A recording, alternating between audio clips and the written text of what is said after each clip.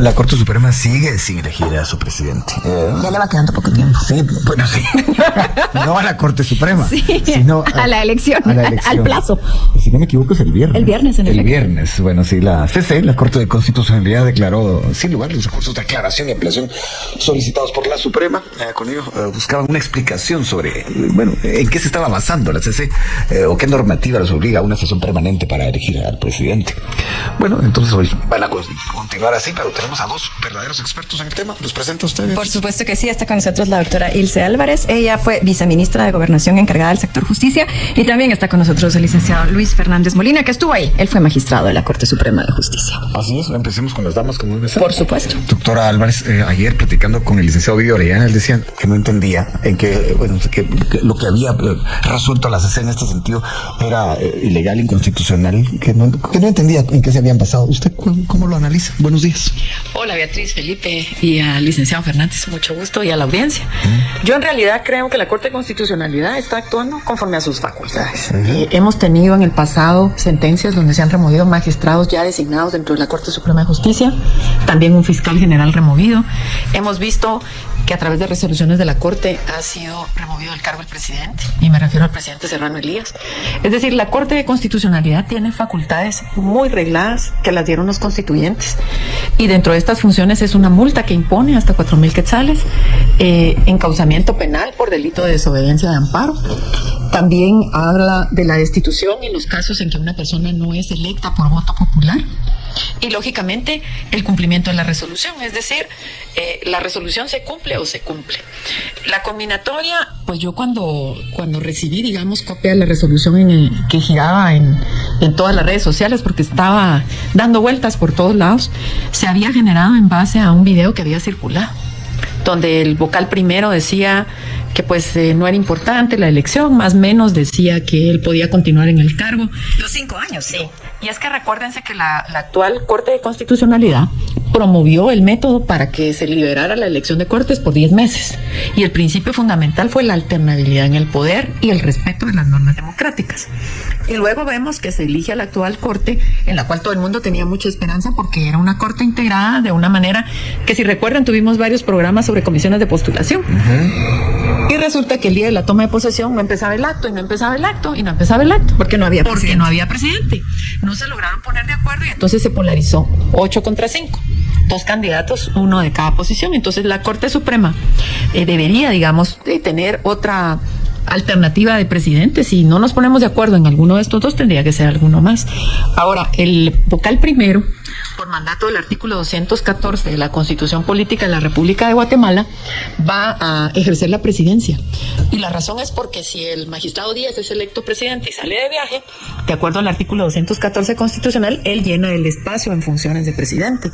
Y es lo que tenemos ahora. Entonces, para el vocal primero es bastante cómodo que no haya una elección, digamos, porque él permanecería en la plaza a los 5 años, lo que está generando este entuerto legal.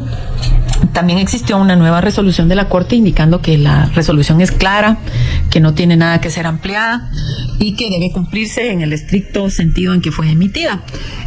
Yo creo que lo que la Corte de Constitucionalidad está privilegiando acá es la alternabilidad en el poder y en el ejercicio de la presidencia.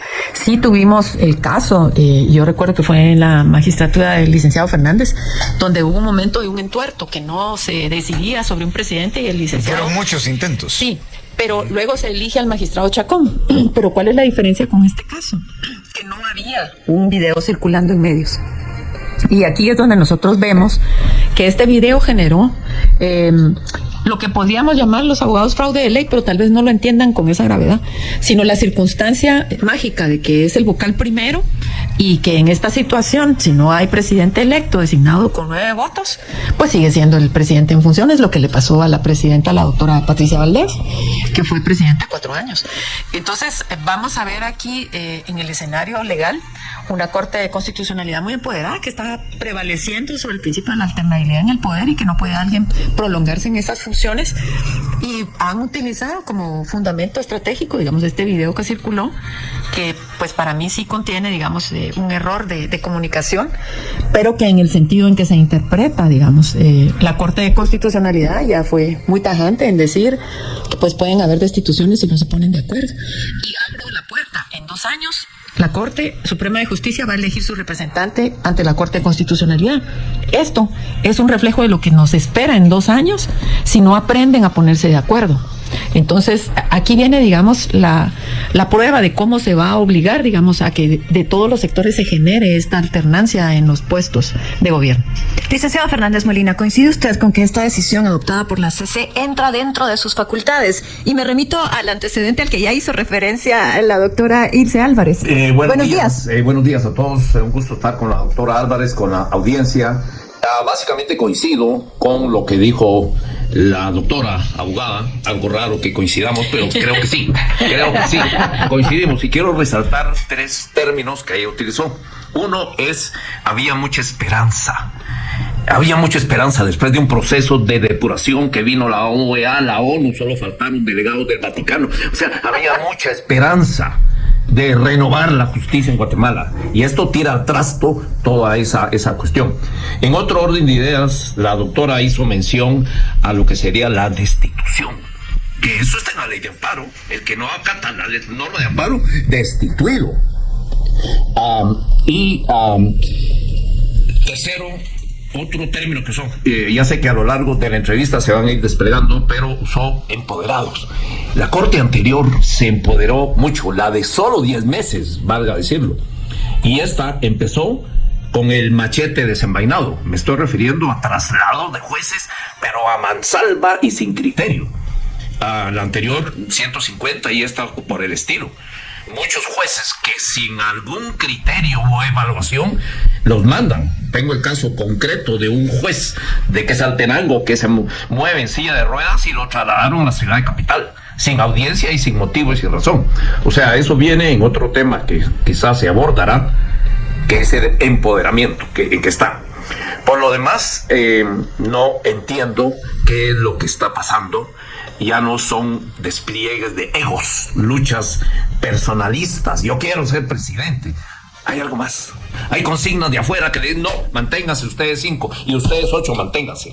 Eso es realmente muy, muy preocupante, esa contaminación que es manifiesta en esa vitrina que es la Corte Suprema en ese sentido. En cuanto a la actuación de la Corte de Constitucionalidad, me parece muy bien, porque el artículo 268 de la Constitución dice que la función esencial de la Corte de Constitucionalidad no es resolver amparos, claro que sí, no es resolver apelaciones, claro que sí, no es resolver opiniones consultivas, claro que sí, no es resolver inconstitucionalidades, claro que sí.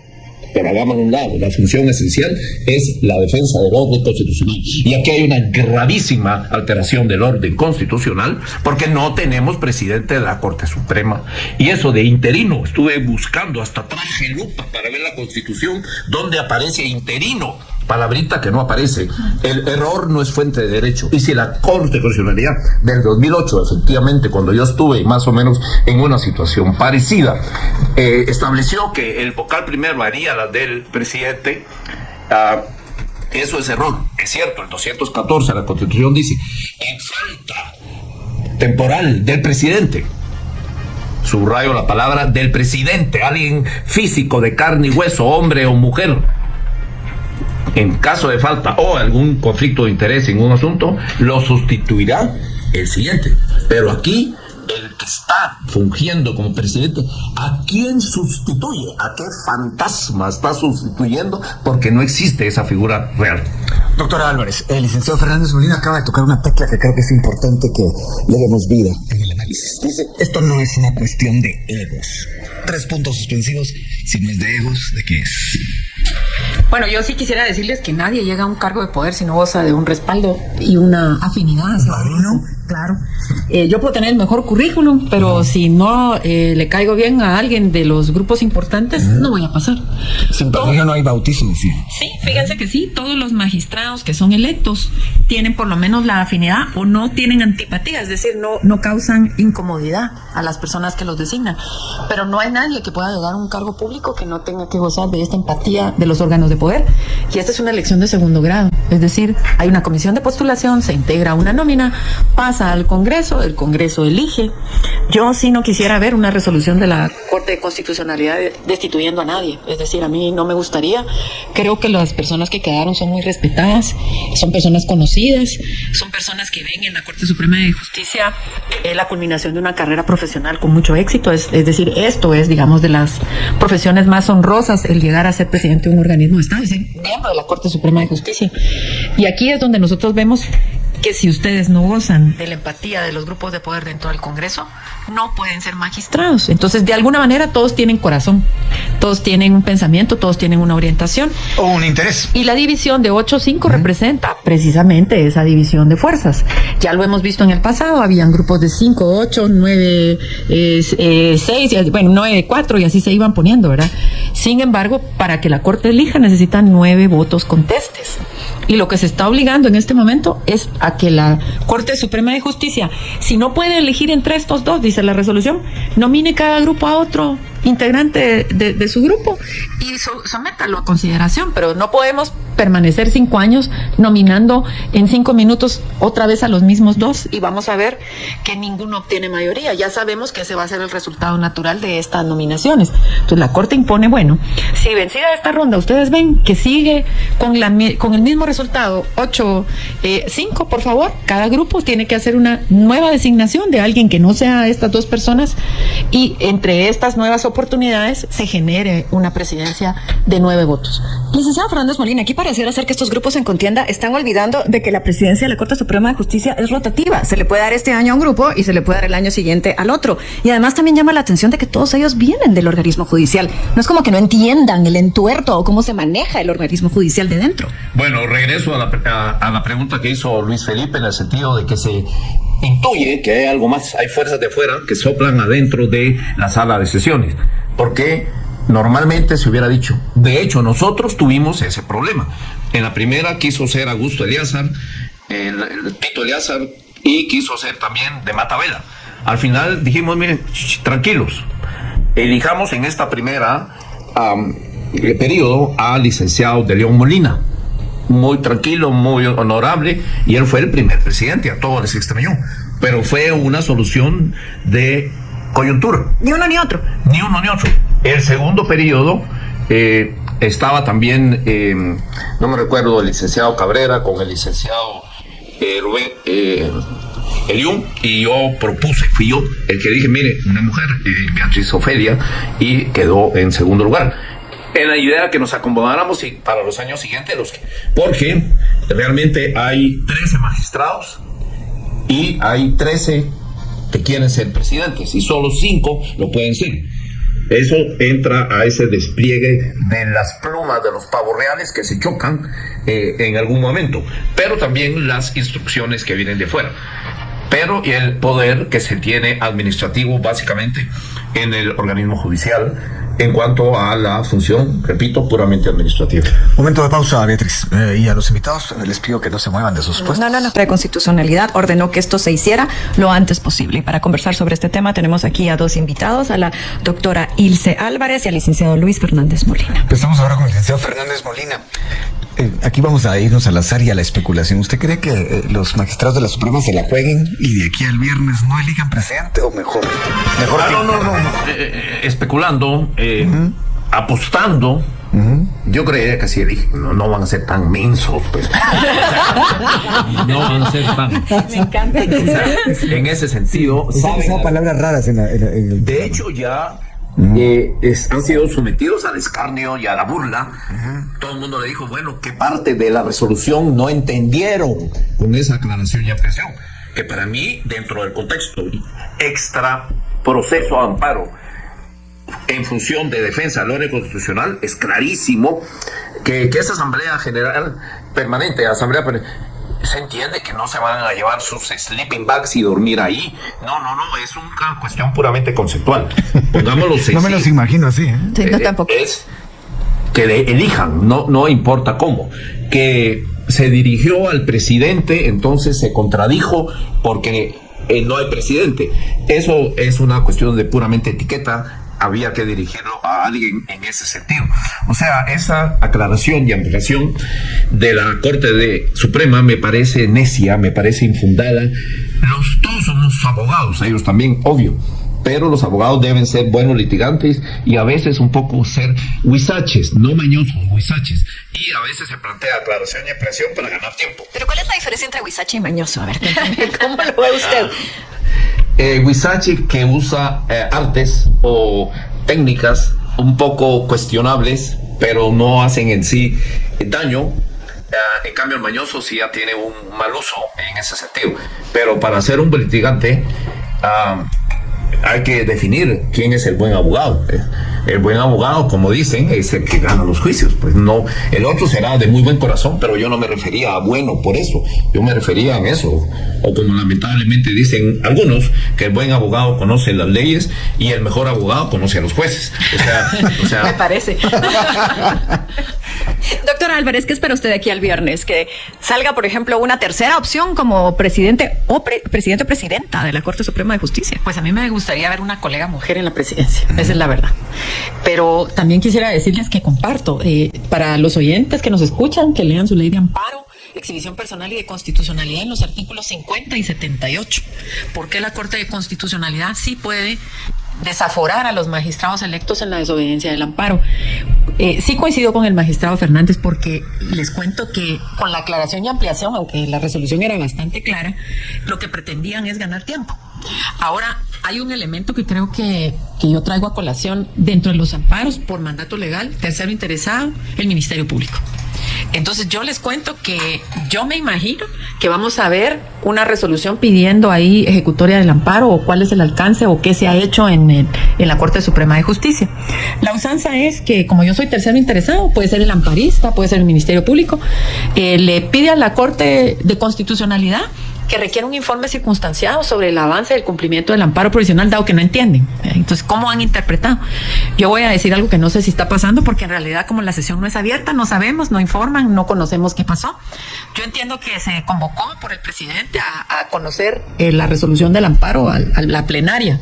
Sin embargo, la resolución puede ser que no tenga ese sentido. La resolución decía, se convoque para entrar a sesión permanente, así decía.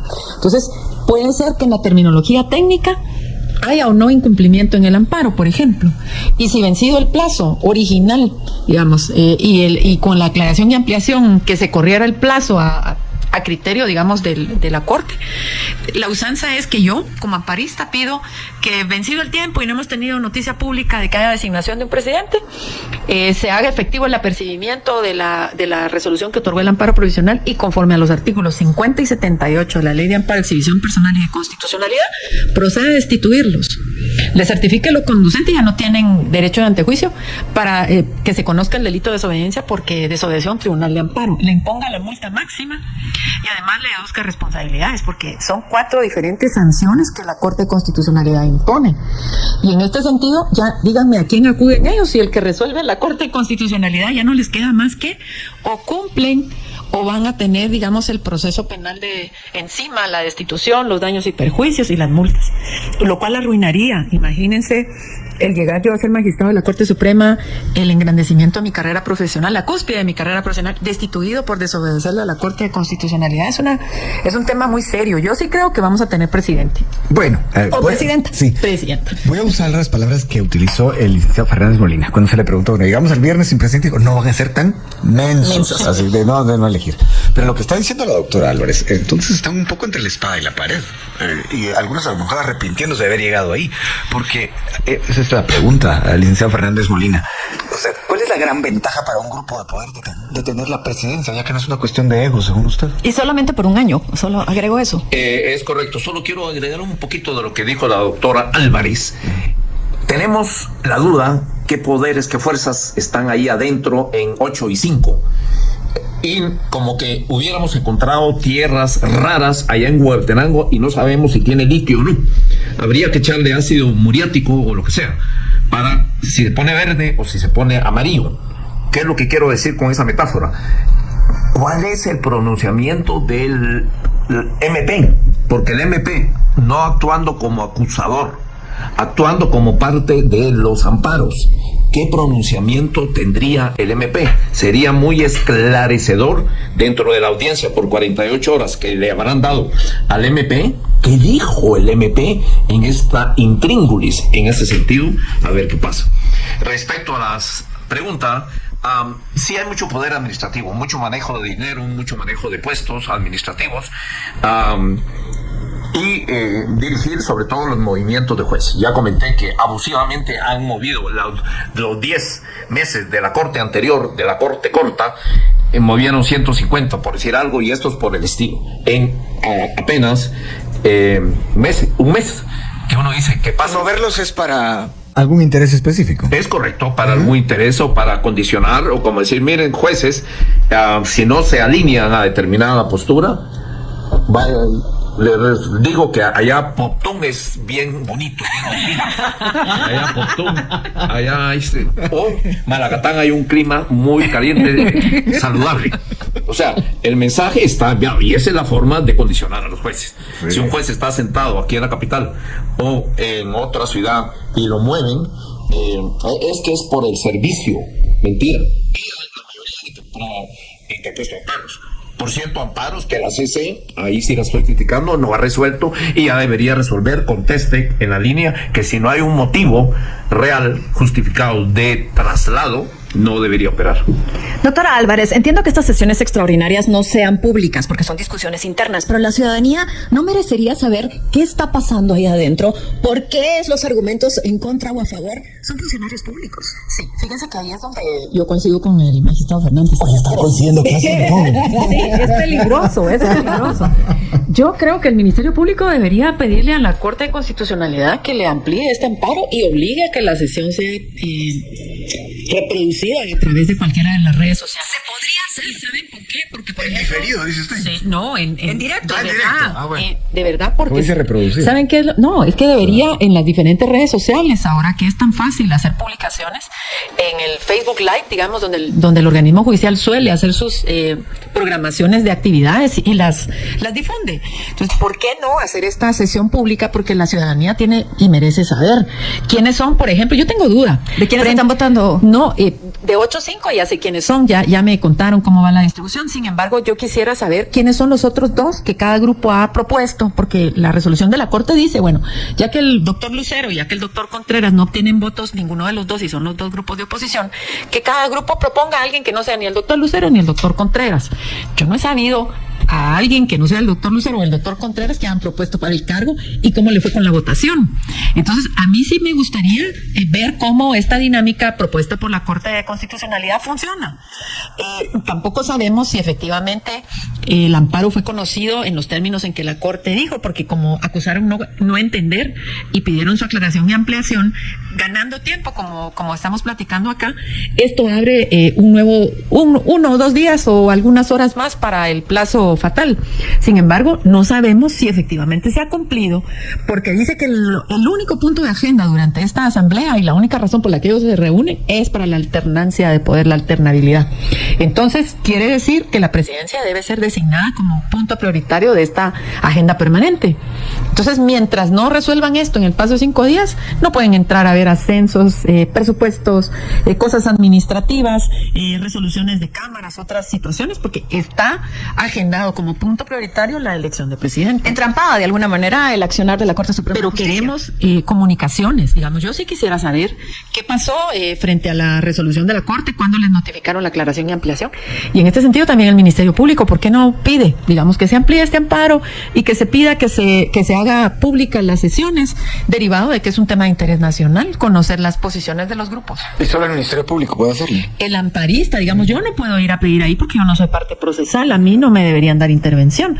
Tiene que ser el amparista o el Ministerio Público por ley. Bueno, en este caso con el licenciado Fernández Molina la pregunta es esta. Lo que se ha mencionado acá, mientras no pasen de ahí, muchas cosas de importancia quedan relegadas. La pregunta es, a los ojos de la ciudadanía, ¿esto cómo queda? ¿Cómo lo ve usted? Realmente en el discurso de, entre comillas, toma de posesión del presidente interino, subrayo la palabra interino, que no aparece en la Constitución, ya lo dije, habló de la armonía y unidad del grupo. puchica, what do you mean? Pues, o sea, y eso es lo que se está transmitiendo, la imagen, ahí vivimos de la imagen, y ha quedado muy arrugada la imagen de la justicia, más arrugada que la imagen de Comunicaciones o de Real Madrid, muy mal. Eso dolió. Eso dolió, vino con dolo y dolió. O sea, ha quedado mal los oficiales, los jueces, y hay muy buenos jueces, eso es lo malo en Guatemala, que ven hacia arriba, a la vitrina, al penthouse donde está la Corte Suprema, dirán, bueno, si ellos son así, ¿por qué se quejan de nosotros? Realmente esto tiene un efecto expansivo en todos los niveles. Interesante lo que acaba de decir, creo que con eso podemos regresar. Ir a la pausa, sí, porque vamos. Este plazo se vence el viernes. El viernes, sí. La resolución se emitió el domingo. Están con nosotros la doctora Ilse Álvarez y el licenciado Luis Fernández Molina. Doctora Álvarez, haciendo un rápido análisis de lo que este episodio significa como para pensar en los próximos años de la justicia. ¿Se puede ya pensar en algo? ¿O no? Yo creo que es una lección aprendida. Es que no estamos acostumbrados a que nos encaucen. La Corte había tenido varias experiencias, digamos. La propia Corte del magistrado Fernández, que vivió esta experiencia interna, pero jamás tuvo un apercibimiento de esta naturaleza porque no se veía dolo, digamos, en el hecho de que la presidencia se mantenía en el vocal primero. No había habido una declaración pública de yo me quedo los 5 años como presidente porque no elegimos, digamos, o no hay nadie designado. Y ahorita lo que vamos a ver es que la Corte de Constitucionalidad se sacó las garras y los dientes. Y sí los tiene. Solo basta que... Pues yo solo les estoy diciendo que sí los tiene y en este caso los está usando. Y como yo les mencionaba al principio, hemos visto remover presidentes, ministros, alcaldes, gobernadores, bingo, lotería. Es decir, la Corte de Constitucionalidad sí ha movido inclusive fiscales generales. Entonces, tenemos que entender que sí existe, digamos, un precedente donde la Corte de Constitucionalidad bajo causal dentro de procesos de amparo ha hecho estas motivaciones y fundamentaciones. Y no es algo nuevo, lo que pasa es que no nos esperábamos que en esta Corte el gobierno democrático de Semilla, en la florescencia de la nueva primavera, nos diera un 5-8. ¿Verdad? Y que los magistrados que están dentro del 5 probablemente pueden ser más cercanos o se alinean más a la vista del Ejecutivo, lo cual genera, digamos, una serie de fricciones dentro de los grupos. Ningún organismo de Estado debería estar sin un presidente electo de manera correcta. En estas circunstancias, licenciado Fernández Molina, ¿se puede recuperar la esperanza que se tenía sobre este organismo judicial a lo que ustedes dos ya hicieron referencia? Creo que sí, pero esto es integral. Me voy a explicar. El año pasado, que hubo mucha zozobra y mucho ataque y anticipaban que no iba a haber traslado de mando el 14 de enero y en los primeros meses sí se hostigó mucho al funcionamiento de la presidencia. Digo esto porque ya no es excusa de que en Guatemala se perciba un verdadero liderazgo de la presidencia de la República.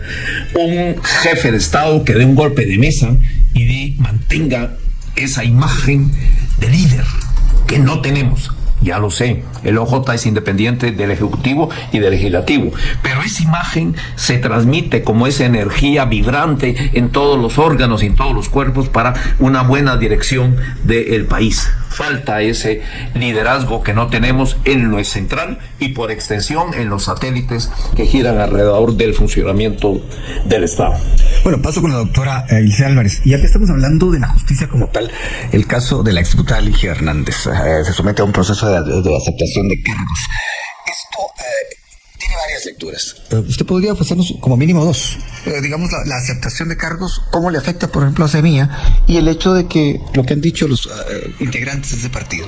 Es espurio lo que ha ocurrido porque proviene de jueces que no son aceptables. ¿Cómo ve usted esa contraposición de argumentos? Fíjese que la ley de aceptación de cargos, como yo litigo penal, es una ley que abre una gama de posibilidades. Yo cuando soy querellante adhesivo y voy a empezar un debate, digamos, y una persona acepta un cargo, nos ahorra un debate, nos ahorra un proceso más largo. No quiere decir que las pruebas no se diligencian, Felipe, es el error que tenemos. El principio constitucional es que yo no puedo declarar contra mí mismo ni contra mis parientes en grados de ley. Sin embargo, este es un eximente porque hay un beneficio procesal para el sindicado, pero el Ministerio Público debe poder probar la acusación, porque hay casos, digamos, que hay una autoimputación para que mi familiar, mi novio, alguien que yo quiero no pase un proceso penal, yo asumo la responsabilidad. Esto no pasa en el proceso de aceptación de cargos. La persona acepta el cargo cargo, explica cómo lo hizo, pide disculpas, muestra arrepentimiento, hay algún tipo de resarcimiento, y el resarcimiento no solo es económico, puede ser con pedir una disculpa, puede ser con dar horas de servicio, hay diferentes maneras de hacer un resarcimiento, pero eso no quiere decir que el Ministerio Público no pruebe la acusación, es decir, después del acto de la aceptación de cargos y que el juez lo escucha, pasa a la fase procesal de diligenciar los medios de investigación, y en base a esto se dicta una sentencia abreviada con los beneficios procesales de la disminución del término de la pena, es decir, si lo hace hasta antes del debate es cierta pena, si lo hace en la primera declaración es cierto, si lo hace dentro del debate ya es otra pena, y por lo tanto, digamos, para que ella haya sido condenada tiene que haber habido esta aceptación de cargos, la explicación de cómo ocurre el hecho, y el Ministerio Público tiene que probar la plataforma fáctica de modo, lugar, tiempo y forma. Ahora, esto sí le afecta a Semilla, porque lógicamente se van haciendo varios casos dentro de los cuales se puede probar que hay, digamos, algún tipo de fraude en la formación del partido, que es básicamente una de las razones por las que Ligia acepta su responsabilidad penal. Esto permite que ella recobre la libertad inmediata, sí le genera antecedentes, sí los puede limpiar con el paso del tiempo. Es una circunstancia que, de acuerdo a la Constitución, no genera prohibición de trabajar. No obstante, pues en la vida práctica no es así, pero en la Constitución dice que no debo yo hacer ninguna diferenciación por el principio de readaptación y resocialización. Y desde el punto de vista político, digamos, el partido nuevamente sufre un embate, porque esto los pone en una circunstancia nuevamente complicada frente a la persecución que ya le lleva el Ministerio Público, y siente el precedente de las condenas. Vimos este mismo caso pasar con el licenciado Fopa y la formación o proformación de su partido, y hemos visto este caso replicarse en otros casos de otros partidos, es decir, ya vemos que esto va sembrando precedentes legales hacia el futuro. Nos queda muy poco tiempo, licenciado Fernández Molina. En estos mismos micrófonos, el pasado lunes, el periodista José Rubén Zamora contó una historia. Contó la historia, grandes rasgos así, que él escuchó y se pudo percatar de que el Ministerio Público estaba muy consciente de que él no iba a firmar una aceptación de cargos, entonces que a lo que iban a proceder era a detener a su familia. Entonces salen al exilio. Y así él pasa 813 días en la cárcel y no firma nada. La pregunta es, bueno, en ese contexto, ¿cómo analiza esto que estamos hablando? La población de Guatemala está muy confundida. No entiende cómo un caso de 300,000 quetzales supuestamente lavado le ponen tanta intensidad, tanto reflector, y casos de 122 millones pasan. O en este caso de la SAT, de ¿cuántos millones son? 410 millones, creo. No, 410 empresas, pero son 600 millones de quetzales. La gente no entiende por qué a esos casos no se le da seguimiento e intensidad. La gente no entiende por qué a un prisionero, por razones humanitarias, lo cual me parece bien, a ¿cómo se llama? Que dejaron libre, que tenía 2000 y pico años de prisión, al comandante, ¿cómo se llama? César Montes, César Montes, se me refiere. Por razones humanitarias lo dejan, y a otros militares ya mayores los mantienen ahí. No entiende. Y a mayores aún de César Montes y con mayores enfermedades. ¿Por qué no les dan arresto domiciliario? Que los sigan juzgando y que los condenen, pero no ese tipo de inconsistencias, incongruencias. Y bien, hasta acá el video de hoy. Recuerden que ustedes tienen la última opinión que pueden dejar acá abajo en la cajita de comentarios. Dicho esto, nos vemos hasta el siguiente video. Adiós.